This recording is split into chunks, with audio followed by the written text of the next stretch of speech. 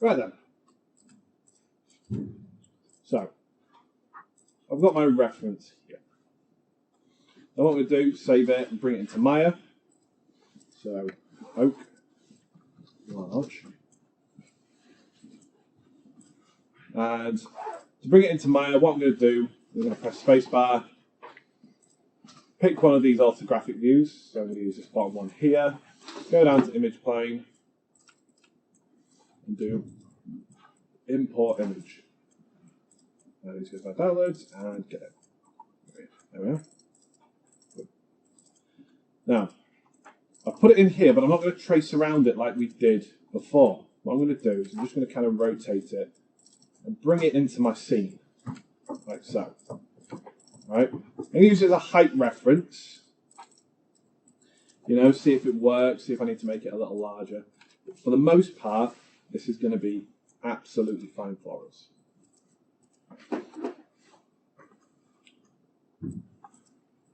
So let's have a look at a couple of some of the interesting details from here.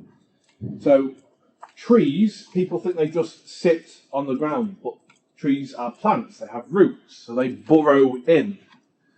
But some tree roots will often sit above the ground, and you can kind of get those kind of like nice little humps. So a tree doesn't just kind of square into the ground, it will often kind of billow out a little, especially an oak tree which has quite large roots. And you can see that kind of trunking there at the bottom. But because that's quite an interesting shape down there, I don't want to build my entire object based off of that. So what I'm going to do is I'm going to start actually with the central part. So let's bring in a cube for this. All right, it's very rare that when you start modelling, you should model with a cylinder, unless you're starting with something cylindrical. But trees aren't 100% that way. What I'm going to do is I'm just going to kind of drag it up about here. I'm just going to make this guy a little bigger. So, there we go. There we go. That's my cube right there. Now, I'm going to just scale it up just a little bit to get that thickness, and we will just create a bit more of a tree like this. This is kind of going to be our central part. All right. Remember, once you've got this general shape here, if you want it to be thicker, you can use this part of the scale tool just to kind of make it chunkier if you wish. Right, so yeah, I think that works. That's a little nicer. Now what I'm going to do is I'm going to create an extrusion on the bottom, and this is going to be the start of my the base of my tree.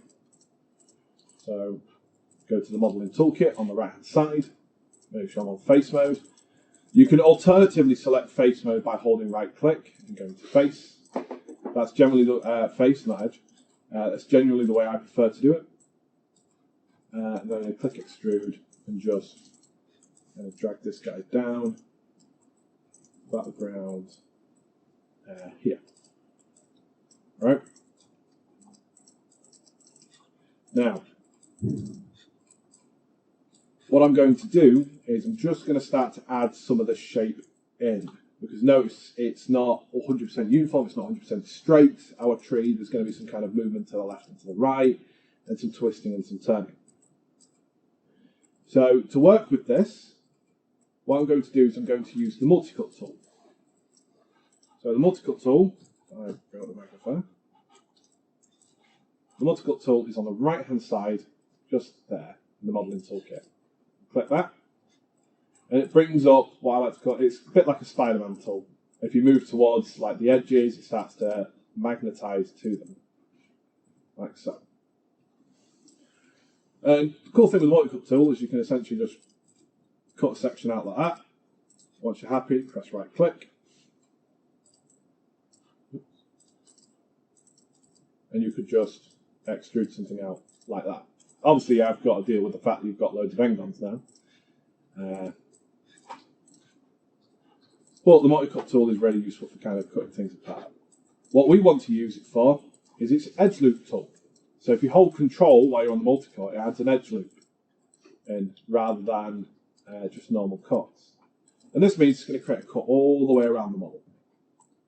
So what I'm going to do is I'm just going to kind of create a cut there.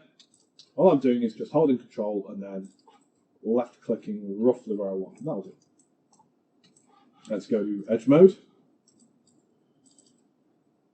I'm just going to start to move and twist this just a little.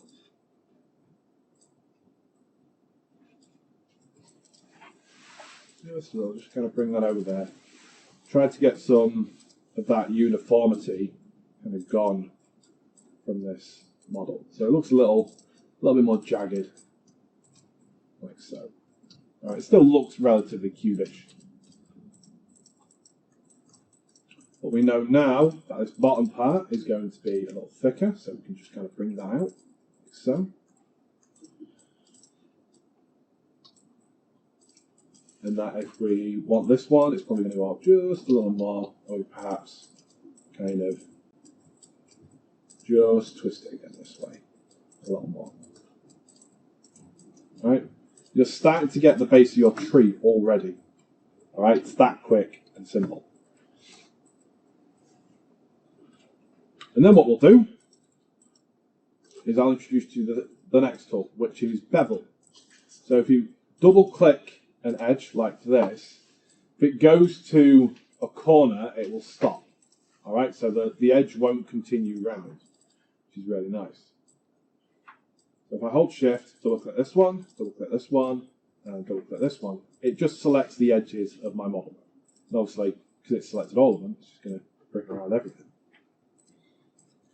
If I then use this bevel tool here, if anyone did woodworking at school, it's essentially the same as chamfering wood or sanding it down. That's all it does. All right. So if I left click bevel,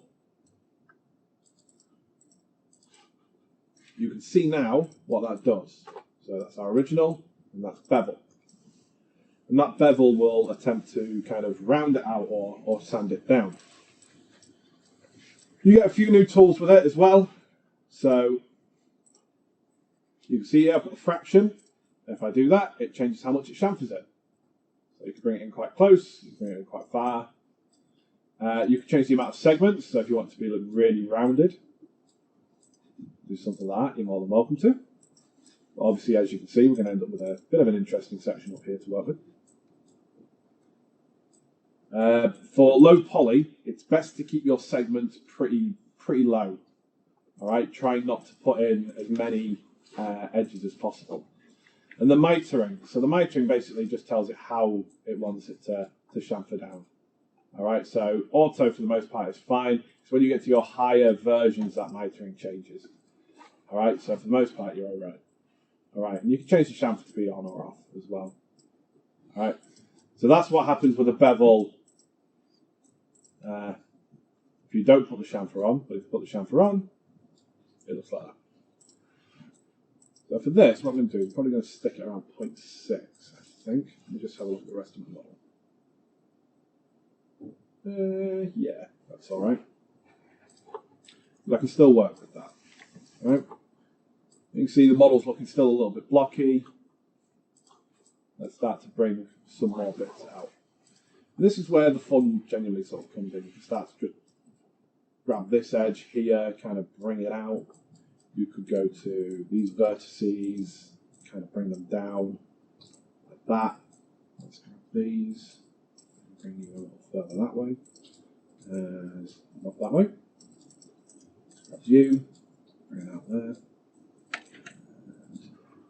that, maybe a little further up.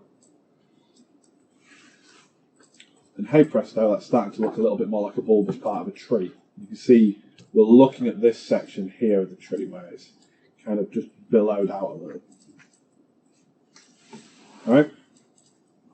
And then for the top here, what I want is just kind of like a basin. So I'm just going to extrude and use the scale tool then just to kind of bring that in down a little, like so. And then again here, use the bevel tool, and that's just going to make that not look as, say, intense. Let's bring this face in a little more. So maybe you can get that to rotate.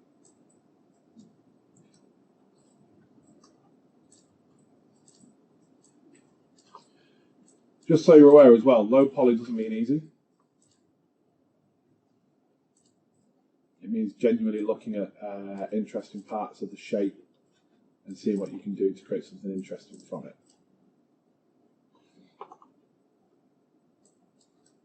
All right, so let's kind of scale this out now. Let's kind of rotate the same way, scale out maybe a bit more this way. Let's do the same here. It's, like we said, it's kind of thick near the ground. Kind of want it to go the opposite way as we kind of near the ground as well.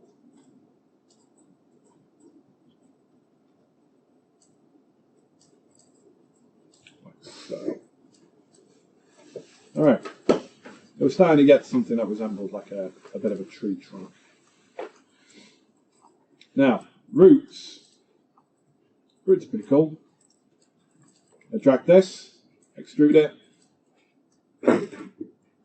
bring that down like so. I grab these two, extrude them, drag the thickness out. Or, if you want it just to come out exactly where you're doing, if you hold shift and you hover over one of the arrows on the move tool, you just drag it out that way. Right. Now, each time I do it, I always bring these down like so. Right, adds a bit of irregularity to the mesh. You could even start to bring this up, scale in just a little, drag out like that. Every little thing I'm doing is just adding a little bit more sort of interesting feature, a little bit more of an interesting feature to the mesh. All right, I'm not thinking too much straight away. I'm just thinking, okay, how can I make this look interesting? Do I want it to be too over the top? Do I want it to be kind of small? How often am I going to use this model? Something kind of like that. Maybe bring this in to be a little smaller at the end here. So.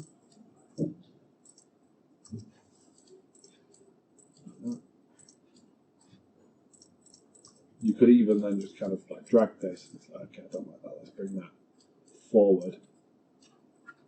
Maybe bring that one forward too, just a little. Like that. Now, you might end up with something that kind of looks like this. All right, but you want to add more detail. That's again where this multi-cut tool comes in. So you could add an edge loop in there. You could then kind of bring that down if you wanted a little further. You could add in, if you wanted, an edge loop around the back here. You could have a root that comes out like so. You could have a root that comes out like this. And then if you scaled them down, like that, bring it down, like so. We just move tree. Bye-bye. Grab this guy, drag him and him down.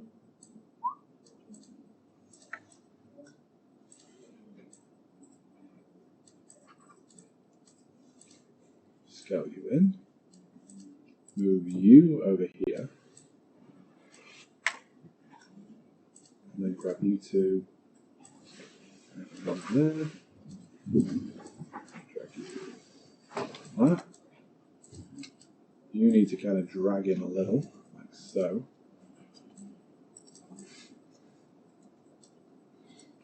You could even go further. So you could have this guy actually extrude quite far out. like this.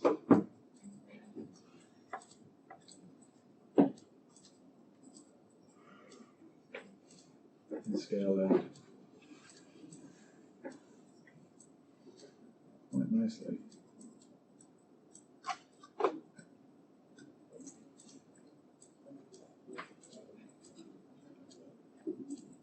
Like that.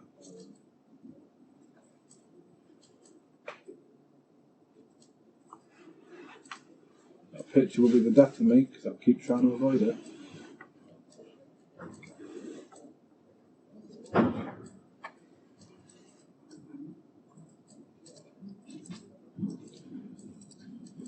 Alright, with a bit of luck, and a bit of sort of trial and error, you'll end up with something that kind of looks like that for a base.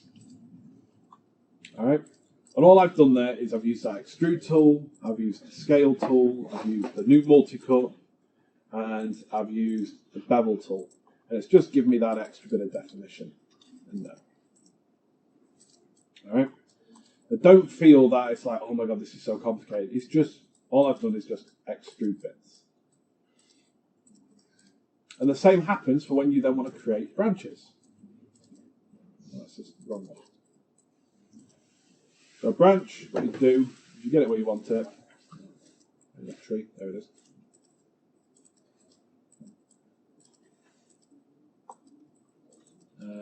These branches are quite thick. If we look at this one, you can see there, they do kind of have gaps in between. So let's use this guy. Before I even start, I'm going to select these here and bevel them and get a bit more of a shape like this. And then I'm just going to start using that extrude tool just to kind of get the shape I want. Right, so it's going to kind of go there. And then we can bring that out a little more.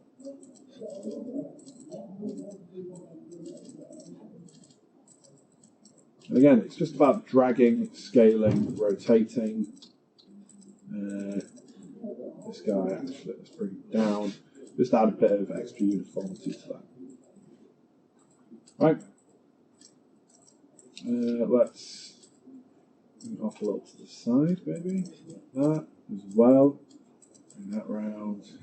Maybe rotate you. Kind of have it wave. Things in nature aren't always straight, so it's good to just bend them a bit, push them a bit, like that. Like so. Cool thing is, I don't have to make another branch now, I've got one. So to make use of this again, I can select it, press Shift and D, I can rotate, and I've got another branch. There we go. So I can put that branch there. Or I can put that branch like this.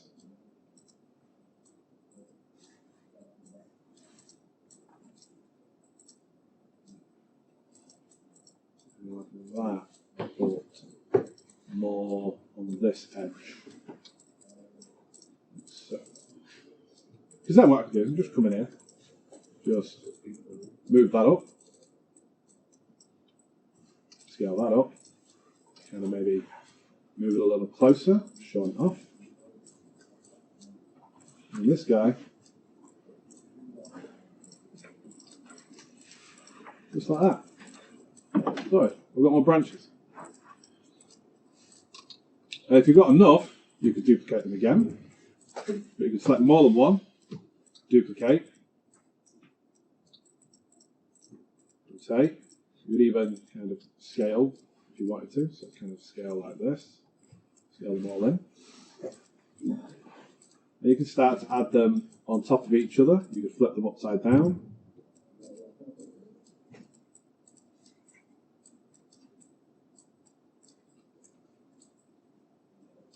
Like so.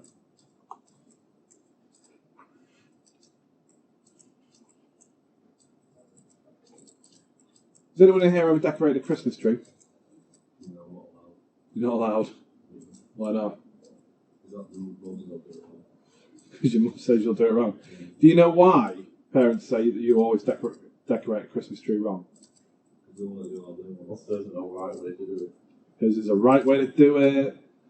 Like that. It's genuinely because when you're younger, kids neglect one thing. That's the back of the Christmas tree. Right? Never neglect the back of the Christmas tree. And the same goes for when building normal trees. Most trees are relatively uniform.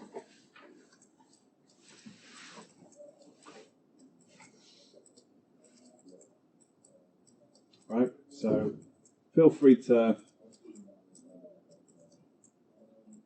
just mess with them a little. Like so. Alright, like I said, I think this tree could do with being a little tall. I think it was being too short. So let's add in that multicut again. Let's just add something a little bit more interesting to this kind of central bit. That maybe bring you out. But maybe kind of drag you up a little. Scale you. It's not nicer. And I can start to drag some of these guys up now. Like that.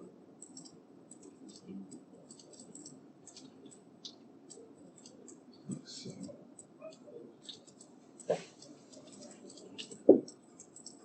Alright. And then when you're ready, you can have the leaves.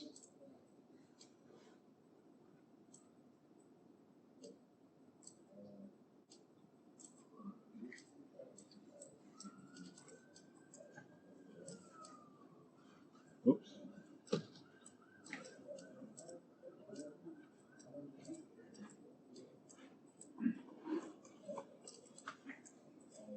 Like so. Alright.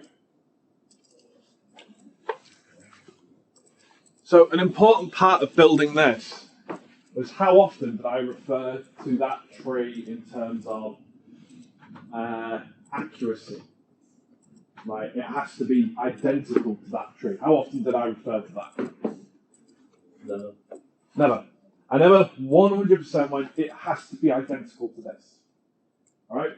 Because we're not looking at it for its absolute priorities. What I'm doing is I'm looking at this in a way of what makes sense, what makes this kind of look and feel like an oak tree. And right now, I've got a relatively low poly sort of object. It looks like a barren tree. Right? It's taken me, 30 minutes to come to a relatively alright thing.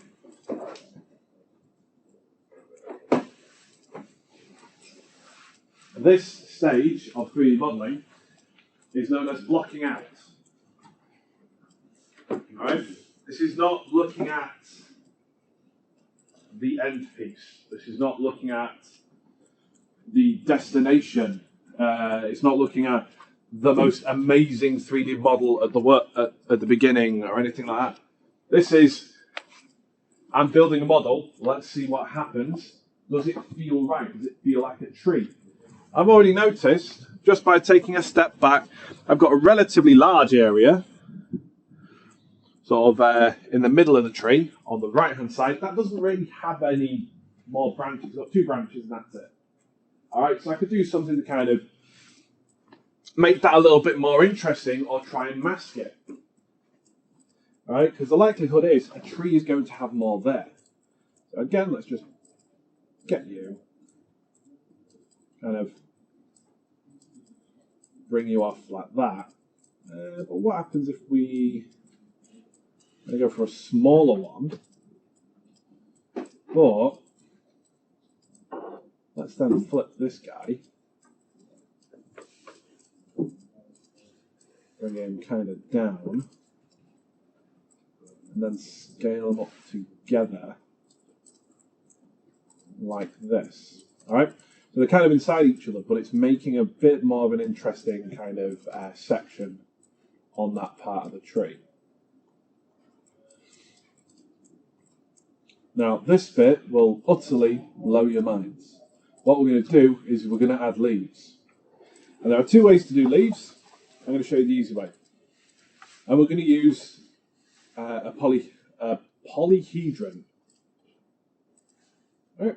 So that's this guy. And what I'm going to do, I'm going to scale it up. We're going to move it so it kind of looks like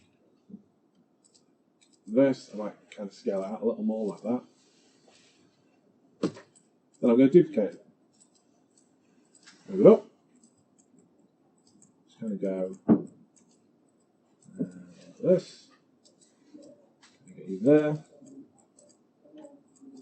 So, duplicate again. Drag you around here.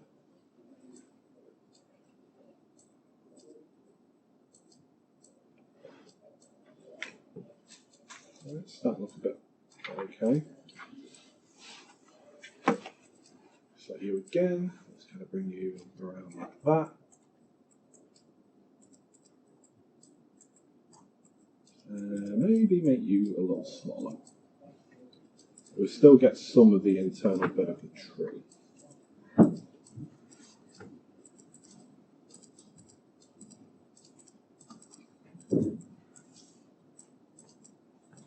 Right, let's duplicate you again.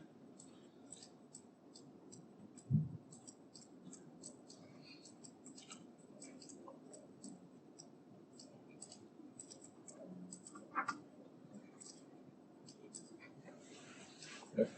Let's again move you just a little further back so I want to be able to see what I'm doing with the rest of this.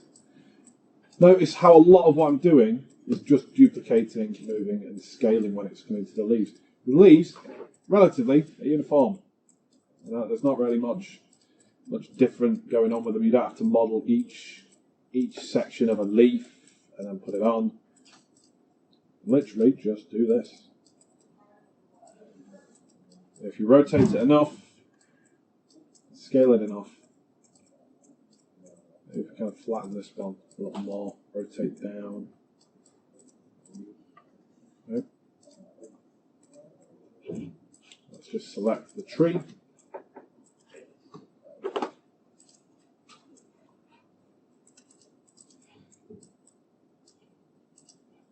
We've got an oak tree.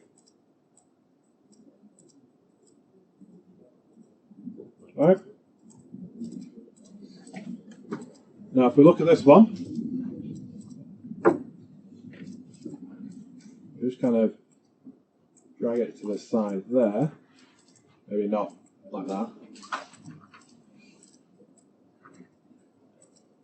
That's actually looking pretty similar. All right. You could go into a game with that. And for the leaves, all I did was use those polyhedrons, right? Because they give that nice little angled look to your model. All right, it looks low poly. If you then run around that model, you're kind of able to see what it's going to look like. I've still got a sphere on the left for some reason. But if you run around that, there's enough going on. There's there's occasional branches you can see in there. It's the definition of the tree. But in your game, let's say you've got 2 or 3 of them.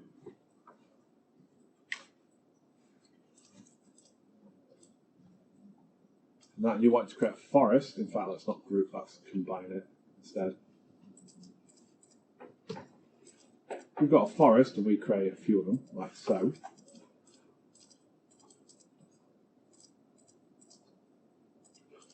All right, if you pick one and just kind of rotate, and then pick another one, just kind of scale, bring it up, like that.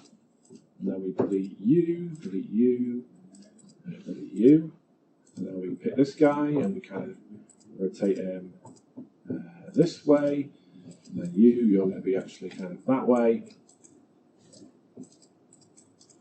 and you're scaled up. So we then duplicate this guy, bring him there. We duplicate this guy, bring him there. Duplicate you. Duplicate this guy. Bring him there. And duplicate you. And bring him there. This one. Let's just full on go around. That. Suddenly, you've got a series of trees. Dead simple. Dead quick. In your world. Alright? 3D modeling is not about the most amazing high fidelity stuff. It's about getting an object to look like it needs to, like it exists. All right. If I gave those leaves green and the tree brown base, it would look like a tree. All right. Far too many people focus on the minute details. All right, like looking at how the bark falls on the tree, or how each branch then has 5 smaller branches on it, and you need to do leaves for each one of those. Right? Yes, if you're doing photorealism, that's a great way to go. All right, and it's good to look at that. But think about what saves you time. Think about what saves you time, but then looks good. All right, you can put that in a game and it works. It makes sense. All right, it didn't take us a lot of time at all. All right. So, what else using that method could we create? So I like maps. Why you I like Miles told you about emailed him. Yeah. Why I was waiting for a lift. I emailed Miles, but right. Yeah. When you're in my lesson, you email me as well, so I know where you yeah. are. So I didn't know who we had this morning. That's fine. All right. So modelling something like this is easy, it's quick, but have the confidence, all right? And that confidence comes from practice, all right? So what I'm going to do is I'm going to end the recording in a moment, and I'm going to upload this to YouTube and put it on Canvas. Feel free to then watch that. It might take like 10 minutes to process, but feel free to then watch that and follow through with it. And I wholeheartedly recommend it. If not, I want you to pick an object from your platformer that you think would look really cool in it, and I want you to build it. All right? I want you to build it. Focus on, like we did here, the big shapes. Focus on the block out. If they're multiple pieces from a model, for instance, if you want to build a door, remember, a door and the door frame are separate things. So don't build them together, build them as separate objects. All right? You need that time to practice, and that's what today is going to be. It's going to be 3D modeling practice for you guys. All right, so I'll end the recording.